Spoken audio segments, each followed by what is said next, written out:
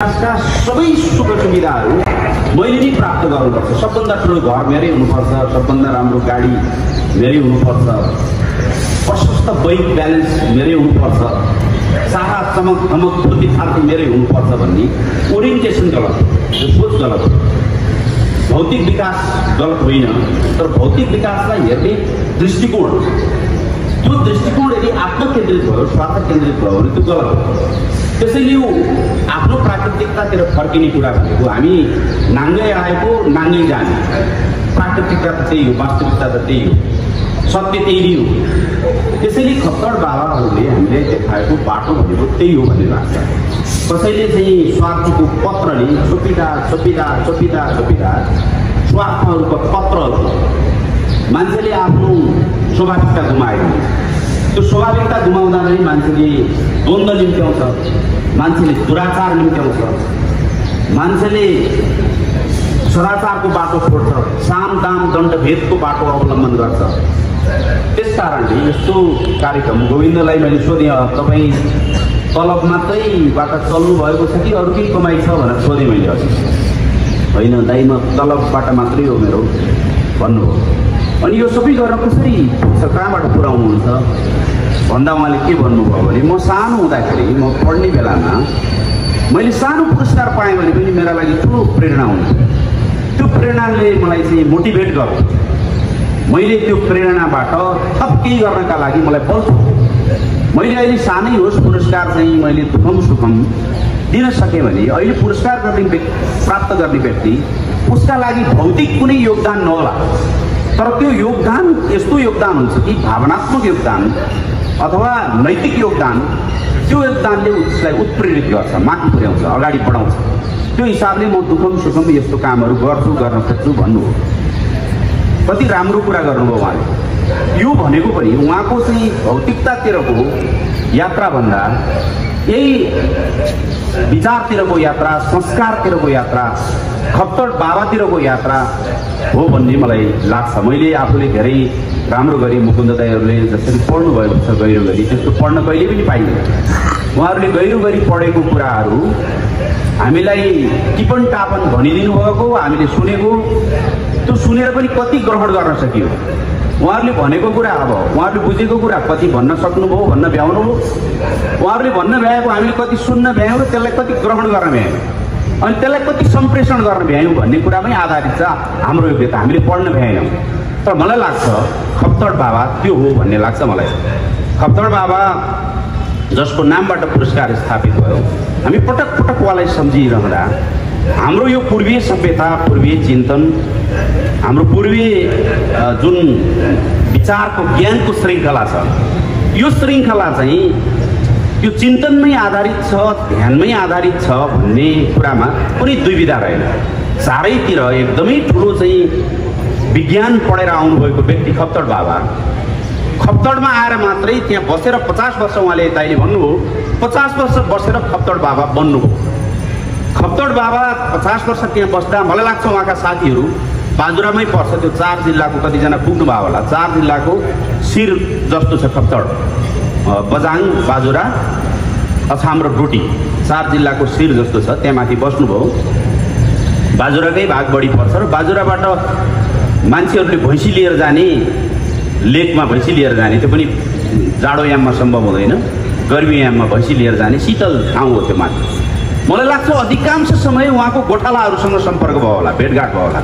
अन्तर्क्रियाकै कुरा गर्ने हो भने गोठालाहरूसँग सम्पर्क भयो होला। यदा कदा मानिसहरू त्यो बाटो हिँड्दै गर्दा त्यो हिँड्न त्यति सहज बाटो पनि होइन। खप्तडको बाटो जाउँ न त यसपटक, जोखिम मोलेरै भए पनि जङ्गल छ, जनावरहरू छन्, चिसो छ, जाउँ न त भनेर जाने मान्छे जाँदाखेरि यदा कदा चाहिँ जाने बाटो। राजा जान थाल्नुभयो, राजा त पछि खप्तड बाबा भइसकेपछि जान थाल्नुभयो। खप्तड बाबा हुनुभन्दा पहिले त त्यहाँ गोठालाहरू जान्थे, भैँसी जान्थे, अनि यदा कदा चाहिँ यो बाटो चाहिँ जाउँ न त यसपटक भनेर अधिकांश स्थानीय मान्छे, अरू केही टाढाका मान्छे जान्थे। त्यहाँ त कुनै लाइब्रेरी पनि थिएन, कुनै पुस्तकालय त्यहाँ त थिएन, ठुला विद्वानहरूसँग उहाँको सत्सङ्ग पनि थिएन। तर पनि उहाँले त्यस्ता चिन्तन निकाल्नुभयो कि नौनी जस्तो चिन्तन निकाल्नुभयो। त्यसका पछाडिको कारण के हो? त्यसका पछाडिको कारण चाहिँ चिन्तन नै हो। यो चिन्तनकै बाटोबाट चेतना निर्माण गर्ने, चिन्तनकै बाटोबाट विचार निर्माण गर्ने यो परम्परा कसको भन्दा हाम्रो पूर्वीहरूको परम्परा हो, हाम्रो पूर्वीय सभ्यता हो। त्यसैले अहिले हामी, म आफैलाई पनि म बेला बेलामा याद गर्छु, यो मोबाइल अलिक पर राखौँ न भन्छु, अझ नजिक तानिहाल्छु, मोबाइल चलाइहाल्छु, मोबाइल हेरिहाल्छु। यो मोबाइल गलत होइन, यसको विकासको मैले विरोध गरेको होइन, तर यो जसरी हामी डिजिटलाइज बन्दैछौँ त्यसले गर्दा हाम्रो चिन्तनको जुन सम्भावना चाहिँ अनन्त सम्भावना छ त्यसमाथि हामी निरन्तर त्यसलाई ड्यामेज गरिरहेका छौँ। त्यस कारणले पनि हामी फेरि फर्केर चिन्तनको बाटोमा, साधनाको बाटोमा विचार निर्माण, म आफैबाट विचार निर्माण हुन सक्छ, म भित्रैबाट विचार निर्माण हुन सक्छ। ऋषि महर्षिहरू जसले चाहिँ ठुलो तपस्या गरे, साधना गरे, केही छैन उनीहरूसँग स्रोत सामग्री भन्ने छैन। हामी रेफरेन्स बुक्सहरू तल राख्छौँ र माथि थेसिसहरू तयार गर्छौँ, कुनै रेफरेन्स बुक छैन उहाँहरूसँग, ऋषि महर्षिसँग। तर पनि उहाँहरूले चाहिँ यस्तो विचार दिनुभयो कि आजसम्म अकाट्य विचार छ। पाश्चात्यकै कुरा गर्ने हो भने पनि एरिस्टोटललाई अथवा प्लेटोलाई काट्ने कुनै राजनीतिक मानिस, राजनीतिक विचारक अहिलेसम्म जन्मेको छैन। कोही राजनीतिक विचारकले त्यसमा थपथाप गर्यो भने उहाँहरूलाई टेकेर मात्रै थपथाप गर्ने हो। प्लेटोमाथि टेकेर थपथाप गरेर चाहिँ कोही नयाँ राजनीतिक विचारक बन्ने हो, अरस्तुमाथि टेकेर नयाँ राजनीतिक विचारक बन्ने हो। त्यसैले मानव सभ्यताले, मैले भन्दा भन्दै लामो भनिहालेँ, मानव सभ्यताले अब त्यतापट्टि चाहिँ पुनर्जागृत हुनुपर्ने, पुनर्जागरण हुनुपर्ने मैले यो अवस्था देख्छु। त्यसका लागि मुकुन्द दाईहरू, अहिले पछिल्लो पुस्ता नवराज दाई लगायत धेरै विद्वानहरू यहाँ हुनुहुन्छ। हामीले केही मिलिरहेको छैन। यदुनाथ खनाल मैले सधैँ नाम लिन्छु, यदुनाथ खनाल बिपीलाई पनि चाहिने, राजा महेन्द्रलाई पनि चाहिने, किनकि संस्कृतमा पनि अब्बल त्यत्तिकै, अङ्ग्रेजीमा पनि त्यत्तिकै अब्बल। सेक्सपियर पनि पढ्नु भएको छ मुकुन्द दाईले, कुमार सम्भवका रघुवंश पनि पढ्नु भएको छ मुकुन्द दाईले। यदुनाथ खनाल त्यस्तै हुनुहुन्थ्यो। अरू थुप्रै नामहरू मैले अहिले नाम नलिउँ, ज्ञानचन्द्र आचार्य, कृष्ण ज्ञावली पछि सचिव हुनुभयो, नवराज दाईहरू यहाँ हुनुहुन्छ। यो दुईटै यहाँ भाइ बहिनीहरू पनि हुनुहुन्छ। यो दुईटै संस्कृत पनि पढ्ने र अङ्ग्रेजी पनि पढ्ने, त्यसलाई तुलनात्मक रूपमा पनि अध्ययन गर्ने, दुईटै जान्ने, दुईटैमा कमान्ड राख्ने मान्छेलाई दुनियाँको कुनै, धरतीको कुनै कुनामा पनि पछाडि पर्नु पर्दैन। यो चाहिँ म विश्वासका साथ भन्न सक्छु, कुनै कुनामा पनि। म यसपटक चाहिँ आफ्नै इच्छाले आइटिबी बर्लिन भनेर चाहिँ यो अन्तर्राष्ट्रिय स्तरको एउटा पर्यटन सम्मेलन, ठुलो सम्मेलनमा म त्यहाँ पुगेको थिएँ। मेरो आफ्नै इच्छाले म हैडलबर्ग युनिभर्सिटी पुगेँ। त्यहाँ हाम्रो डाक्टर रामरी तिमिलसेना, राजन खतिवडा लगायत भाइहरू हुनुहुन्छ। निराजन काफ्लेको चाहिँ श्रीमती त्यहाँ अहिले पिएचडी गर्दै हुनुहुन्छ। उहाँ गुरुकुलमा पढेको नानी, गुरुकुलमा पढुन्जेलसम्म एबिसिडी पनि उहाँलाई आउँदैन। अहिले जर्मनको हैडलबर्ग विश्वविद्यालयमा उहाँ पिएचडी गर्दै हुनुहुन्छ। पछि सिक्नुभयो अङ्ग्रेजी। म त्यहाँ पुगेँ। त्यो विश्वविद्यालय 1386मा स्थापना भएको करिब 700 वर्ष पुरानो विश्वविद्यालय रहेछ। त्यहाँ हाम्रो संस्कृत पढाइ हुन्छ, त्यो पनि यस्तो गहिरो गरी पढाइ हुन्छ कि एसियन लाइब्रेरी भनेर छुट्टै लाइब्रेरी छ। त्यो लाइब्रेरीमा हामी थियौँ अन्डरग्राउन्ड, 4 तला तल गएपछि त्यो लाइब्रेरीभित्र चाहिँ गुलजार लाइब्रेरी छ, विशाल लाइब्रेरी छ। हामीसँग नभएका सामग्रीहरू त्यहाँ छन्, हाम्रा अभिलेखहरू त्यहाँ सङ्कलित छन्। आज दुनियाँले के बुझिसक्यो भने यही कुरा बुझिसक्यो, संस्कृत र चाहिँ अङ्ग्रेजी, पूर्वीय र पाश्चात्य दर्शन, ज्ञान, भाषा यो सबै बुझिसक्यो। यसलाई उजागर गर्ने सन्दर्भमा चाहिँ हाम्रो कमी कमजोरी छ। हाम्रो विश्वविद्यालयको पनि कमी कमजोरी छ, हामीहरूको पनि कमी कमजोरी छ। म मुकुन्द दाईलाई हेर्छु, मुकुन्द दाई चाहिँ यदुनाथ खनालहरू जस्तै किन प्रकट ढङ्गले बाहिर आउनु भएन, प्रकाशमा किन आइरहनु भएको छैन, मलाई त्यो बेला बेलामा लागिरहेछ। मैले त्यसमा थप छलफल गर्न पाउँदिनँ।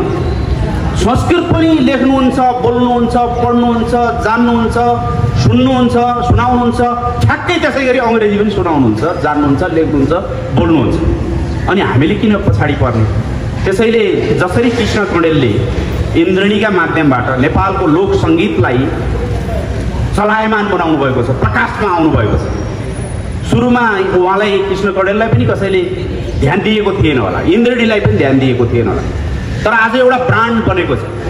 त्यो के पनि रहेछ भने मसँग भएको ज्ञान क्षमतालाई मैले प्रकाशमा ल्याइन, मानिसहरूको ध्यानाकर्षण गराइन, धेरै मानिसहरूले चासो राखेनन्, धेरै मान्छे आएनन्, बुझेनन्, सुनेनन्, थाहा पाएनन् भने त्यो त्यतिकै खेरको जान्छ। त्यसैले यो संस्कृत मावि यो ठाउँमा आउँदा मैले भने म आफू आफ्नो विगततिर फर्किँदाखेरि मैले अहिले काहीँ केही गल्ती गर्दैछु भन्दै गर्दा पनि यहाँ आएँ, म 15 दिनमा यहाँ आएँ, 1 महिनामा आएँ, 6 महिनामा आएँ भने मैले मेरो विगतलाई सम्झेर, मेरो धरातललाई सम्झेर म धरातल बिर्सिन्न भन्ने कुराको म चाहिँ एउटा ममा नयाँ सङ्कल्प निर्माण हुने गर्छ। वाल्मिकीमा जाउँ, यहाँ आउँ, तीनधारा छात्रावासमा जाउँ गर्छ। म त्यस कारणले यहाँ उभिएर हामीले एउटा नयाँ अभियानको थालनी गरौँ, पुनर्जागरण अभियानको थालनी गरौँ, जागृतिको अभियानको थालनी गरौँ। त्यसैभर अहिले गुरुकुलहरू स्थापना भएका छन्, सञ्चालन भएका छन्। गुरुकुल स्थापनाको पनि एउटा जागृति आएको छ। त्यसले हामीलाई अध्यात्मतिर लिएर जाने, ज्ञानतिर लिएर जाने।